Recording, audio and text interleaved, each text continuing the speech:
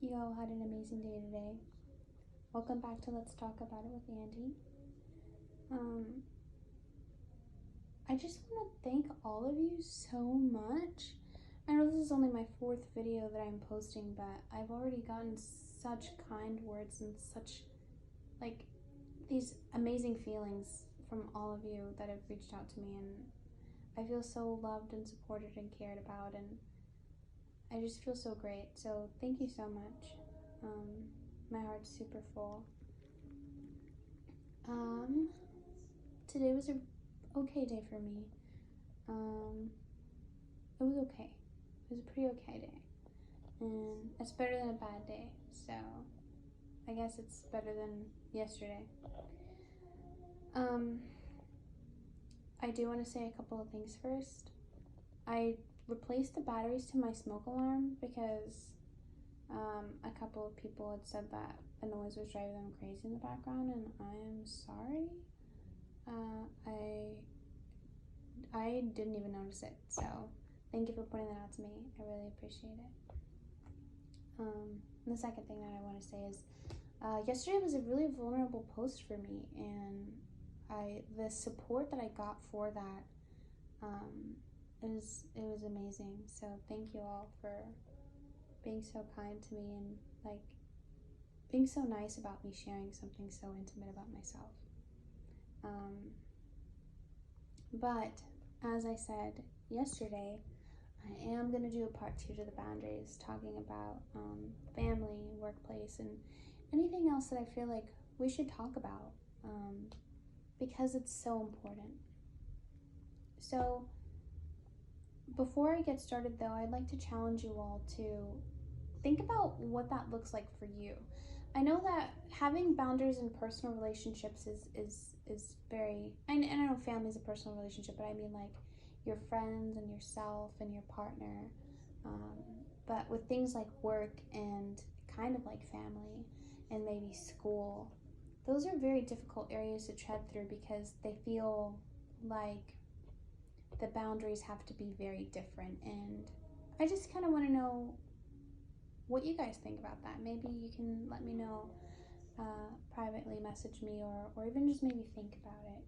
What does that look like for you? And also, what lengths are you willing to go to get ahead in the workplace? What lengths are you willing to go to retain a position that you have or get promoted? Or what boundaries are you willing to compromise for yourself or allow other people to cross just so you can work?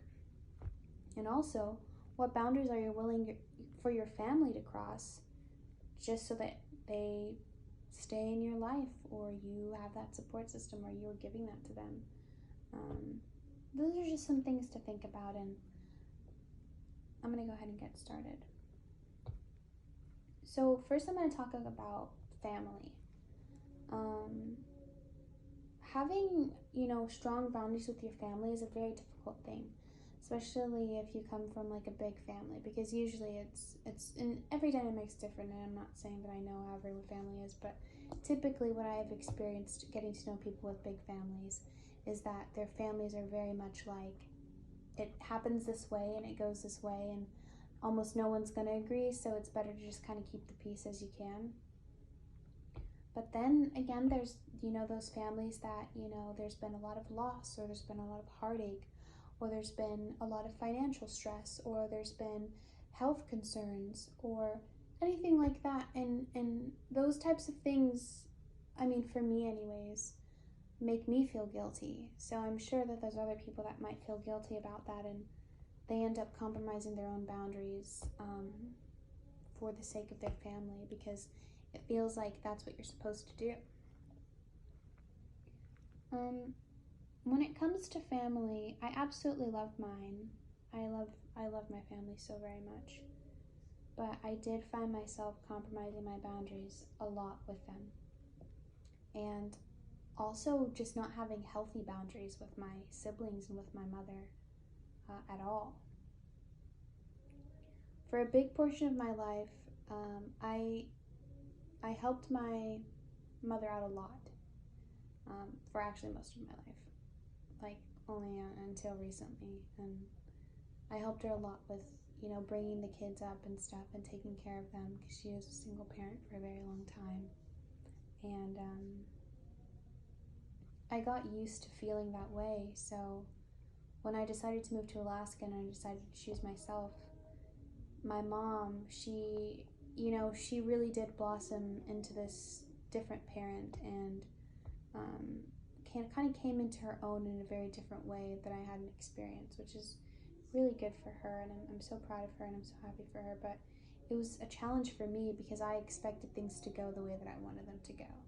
I would stress myself out constantly because, maybe my mom was parenting my siblings differently than I would have, and I didn't know everything that was going on in my siblings' lives, and I wanted to, and I didn't understand why they weren't calling me every day, they weren't checking in, they weren't doing their homework, maybe they were getting in trouble at school, and I felt so powerless, and it took a huge toll on me, and it took a huge toll on the activities that I participated in. It consumed so much of me that I wasn't there to control the situation. And, my mother and I would argue a lot about it, and I had to come to a point and realize, those aren't my children. Like, that's my family and I love them, and that's enough. I don't need to be anything else to them. I don't need to be anybody else to them.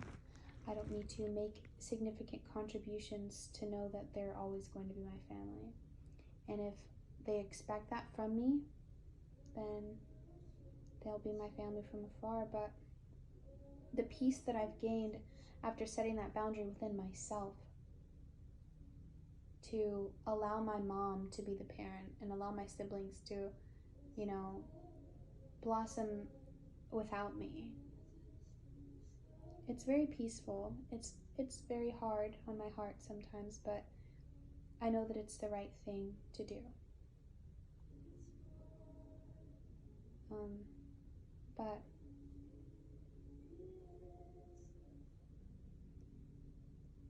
I would like to challenge you to think about the boundaries that you place with your families. I know a lot of people, they don't have very many boundaries with their families, and they're okay with their families treating them any kind of way and doing any kind of thing, but at the end of the day, we're all people. We all deserve kindness, respect, compassion, and love. And even if it's your family, if they're not giving that to you, it's not for you. And it sucks to say. I never want to be in a position to where I am well, I only talk to this person because that's my brother. I don't like anything about him. I don't love him. I don't respect him. Because otherwise, he's his own person, having his own life experience and his own journey.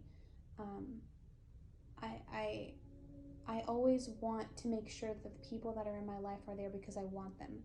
And family is tough because you can't choose your family, but once you become an adult, you most definitely can choose whether or not you interact with them.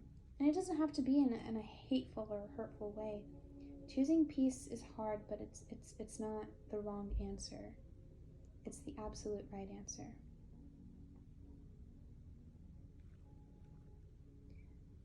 I'm going to move on to boundaries in the workplace.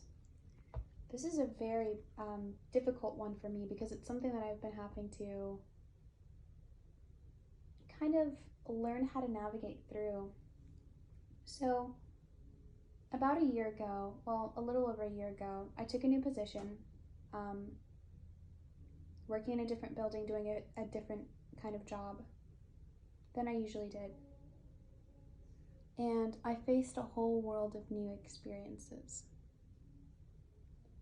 And it's very challenging for me. It's extremely challenging for me.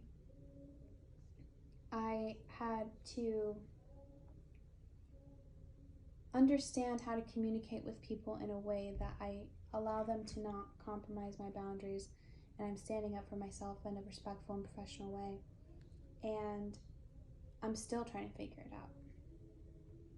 One thing, though, about me is that if I'm in a position that I don't want to be in, I'll just leave.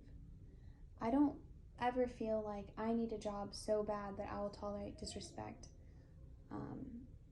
or, hatefulness. So I don't think anyone else deserves that either. I don't feel like anyone deserves to be in a workplace where they don't feel welcomed and they don't feel supported. They don't feel confident that they can go to work the next day and do a great job and then go home. There's a lot of disruptors that can happen, and I'll talk about some of them. So I used to work at this other building, and as soon as I got there, the general idea was like, you have to be so mean, and you have to be like this, and you have to be like that in order to last here. And if you can't, like, you're not made for it. And that was such a negative introduction. And I told them, like, hey, like, thanks for letting me know that, but I'm a really nice person, and I'm not going to be mean to people just because you want me to be. It was a very toxic work environment. And, you know, upon me not changing, you know, my values and my ethics and my morals and compromising my boundaries for them, I faced a lot of, like, backlash from my coworkers, a couple of them. Not all of them, but a few of them. And I felt really helpless, and I was 19 at the time, 19, 20 at the time. I felt really helpless. I felt really like, why are these people being so ugly to me? Why are they being so disrespectful to me? Why are they making my job harder? And I found myself working late and just crying into my desk, like, why is it like this? Why am I coming to work and being disrespected constantly and facing all of these unnecessary issues? It was like high school there. So I felt like I wasn't being treated like I deserved to be treated, so I quit and I went somewhere else. And that was the best decision that I made, because I could have stayed there and I could have had a great career there, and I could have, you know, been paid handsomely and gained more experience and networked myself a lot, but I will not stay somewhere where my work is not valued and appreciated, and I am not valued and appreciated or respected. So I don't feel like anyone else should do that either. Really. I mean, think about it, right? We live here for however many years. That is a blink compared to the amount of time that the universe has been alive. You're going to spend some of that time unhappily doing something that you don't love because you have to work for a living. There's always another option. There's always another opportunity. There's always something that is better, and you deserve it. Never allow someone to make you feel powerless or as if you have to endure something that you don't deserve because it's in the workplace. And I have another example I'm going to use, and it's on the completely different side. So, there was a position that I wanted recently. It was my dream job, actually. I really, really, really wanted this so badly for a very long time, and I got offered the opportunity. So I went to meet with someone who was higher up in the chain of supervisors to speak about, you know, my potential coming along, like, on board, and the responsibilities that I'd have and what they would need to make sure of beforehand. And it was a professional conversation. It was great. I felt very confident.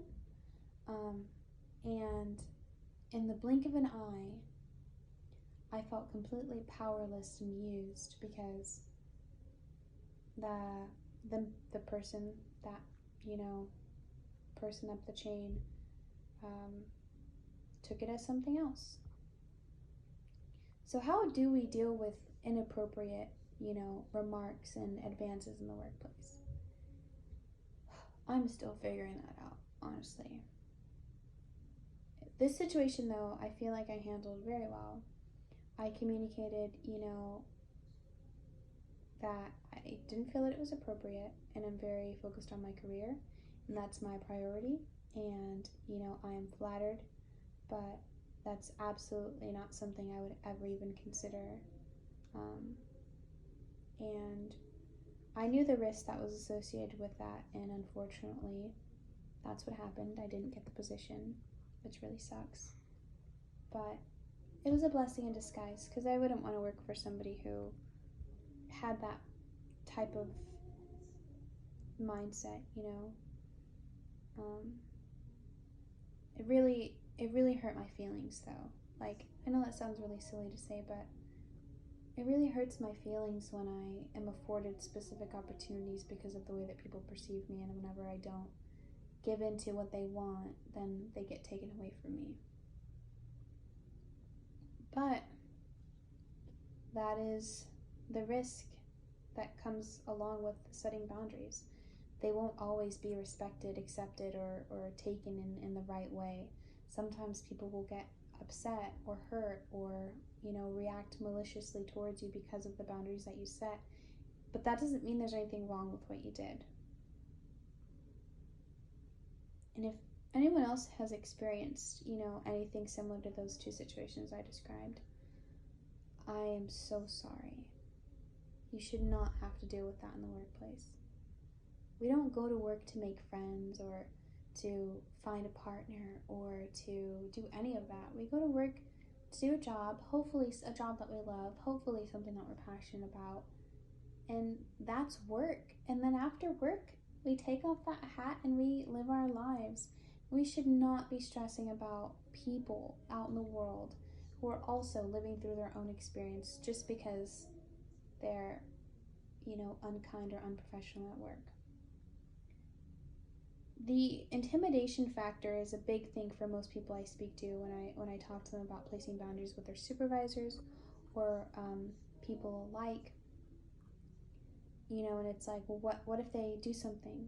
What if they mess up my career? What if they, do this or they do that? And it could happen anyways. Like, that's the thing. Would you rather allow someone to disrespect you, mistreat you, and compromise your boundaries and mess up your career? Or would you rather set your boundaries, expect respect and give it, and then someone does that, then it could have happened anyways, It's like the lesser of two evils, you know what I mean? So when I go into a situation and I know I'm placing a boundary or I'm doing something that could make someone upset at the workplace or have them, put a stop on, my career progression or whatever, I would rather not progress in my career and, have my boundaries respected and be treated like a professional than do things that are compromising my morals and ethics and boundaries just to get ahead or to get people on my side or to make sure people like me. And not everybody's that way, and that's okay, but I am. And I feel like if that's how you are, find the strength and the courage to stand up for yourself to anybody. It doesn't matter who they are, because no matter the position, no matter how long they've been doing the job, no matter the rank, no matter the title, we are all people at the end of the day. No one is better than anyone, not one person. So if you're experiencing that, I challenge you to take baby steps and stand up for yourself, because you deserve it. You owe that to yourself to make sure that you're respected, because if you're giving respect, there's no reason why you should not be getting it back.